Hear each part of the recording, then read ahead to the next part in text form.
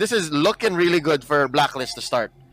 Yeah, well, honestly, we rarely see him die. I mean, of course, if whoever controls it messes it up, maybe that's where we see it. It looks good on paper, yes, sorry. All Especially troops deployed. the overall composition of Blacklist International. But you have to take note. What is good on paper if you can't really apply it on our battlefield right now? So I am gonna, break your ties. I'm still gonna go ONIC right here, Rockhard. And looking here. ONIC on a 3-man onto the middle side alongside with Dexstar here, just doing a pretty good job in shoving away the members of ONIC. But again, going back, this is the thing, especially when using Popol and Koopa here in our regular season, it's pretty interesting. But the thing is, it's a question of if you're able to really execute it properly, Rockhard. Yeah, it's the first time.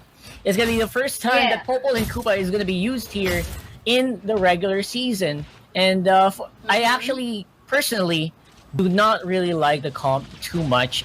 First of all, basics for a marksman is not there. No built-in dash mechanics make it good. So we'll talk about that a little bit later. As Killer, again, is very close to death here against Dilar. And Oh My Venus, again, Oh My Venus really rocking that Farsa once more. This time around, no Hellcurt to mess it up too much. Again, calling it back and then pushing a lot of poke is, again, a good specialty of Popol and Koopa. Let's see if they can keep that up for later on. Oh, alright. So Dexstar right here really harassing Oh My Venus and forces the flicker to safety. But again, Blazing Duet is going to be used. Edward is in a bit of a pinch and the first blood will be on the hands of Uranus. So far, so good. This is how you utilize, more members in your turf. And ONIC really took advantage of that, abused the manpower that they have here onto the top side. Meanwhile, we see that Blacklist is a bit of dispersed, but that's okay because it kind of gives them a way to scale.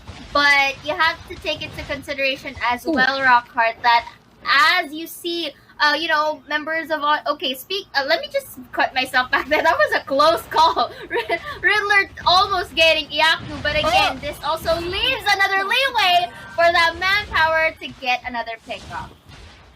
That was a little funny on the end there with Iaknu using the unstoppable force onto Koopa right there. But for the meantime, it will be another one going for Venus this time around. Blacklist International not going to find the target. Looks like they will be the ones found here by Fuzaken this time. With Iaknu going for the chase as well. No one going to be caught in this instance, but again, they are being pushed back consistently here by Blacklist and ONIC-PH with now a huge amount of control over the red jungle.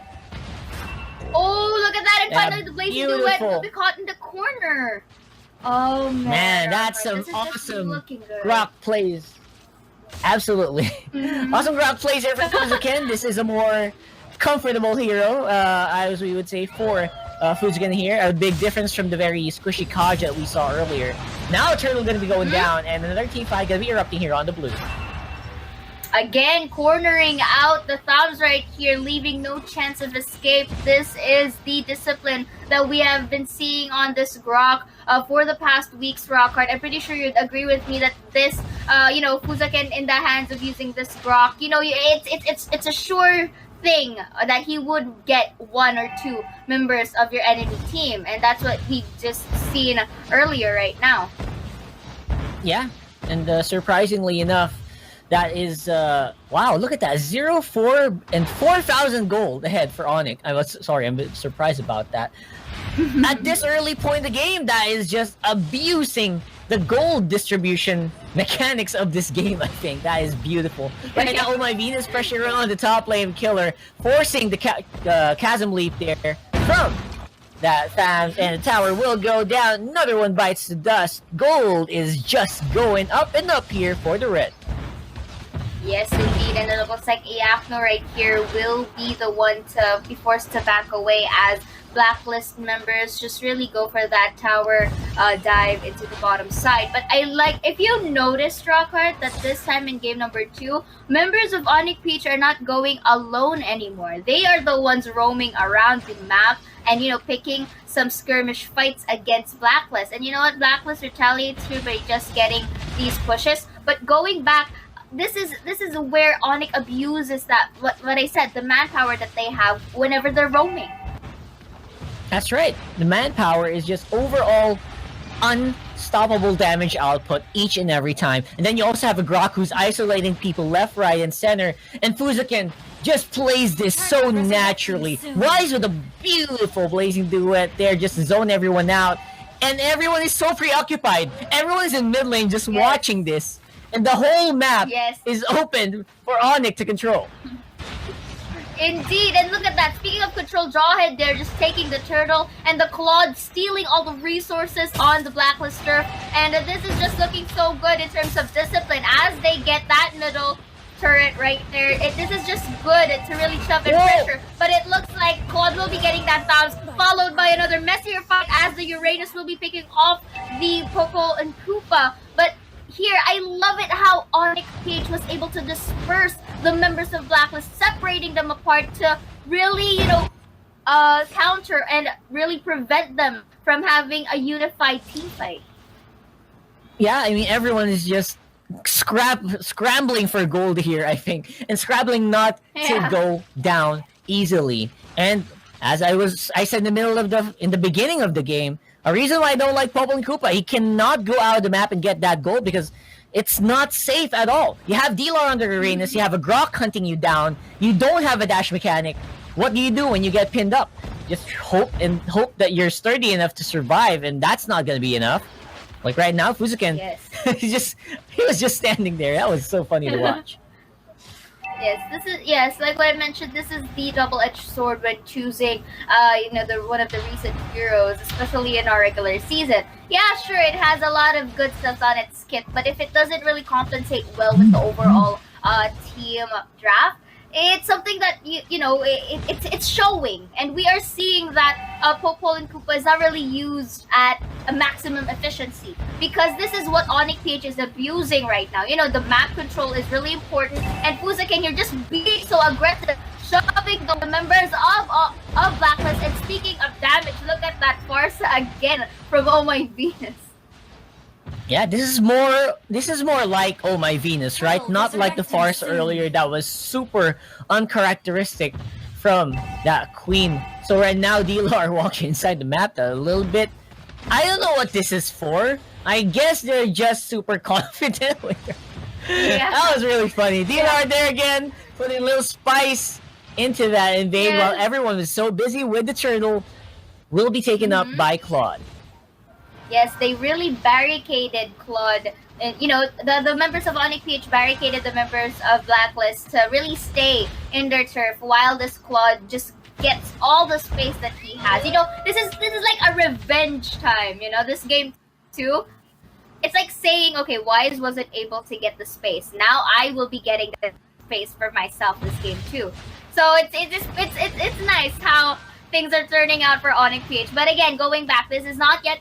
Blacklist International can still do this if and only if one, they manage to get one of the squishy targets, and two, Riddler at maximum efficiency. Yeah, I mean, I would give you a few points. There are a few points that you can have a pretty good argument that Blacklist could come back into this game, especially since a lot of the heroes here are quite late game. You need a late game's amount of time to get Edward good on the Sicilian, same with Killer and to Aqua.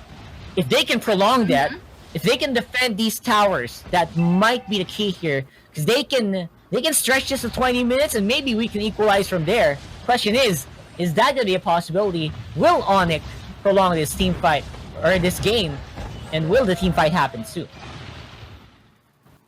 And just looking at this, the limited resources from Blacklist, we will get to see the effect of this shortly, because look at the damage that the Farsa is inflicting on Edward, and looking here, looks like there will be a pickoff by the Uranus right there, utilizing that tower dive potential from ONIC-PH. And now look at this, it's really in a sticky situation, but TR was able to get out. Blazing Duet to counter out all of the low HP members of Blacklist International. That was a timely entrance.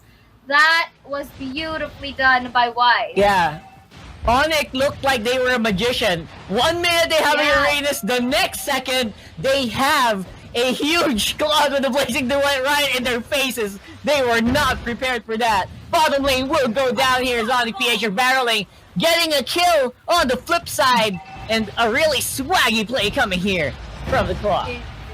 Indeed, and swaggy indeed as they smoothly transition from the turret to another and just pinning down the members of Blacklist International. I say Black International, but and then in Blazing Duet right here once again, completely wiping out the 1,000. This is not all. It looks like every bit of all the knockouts are being used to maximum potential as Squad with the Blazing Duet, Farsa with all of her skill sets, and that again is now a dominating ONIC-PH.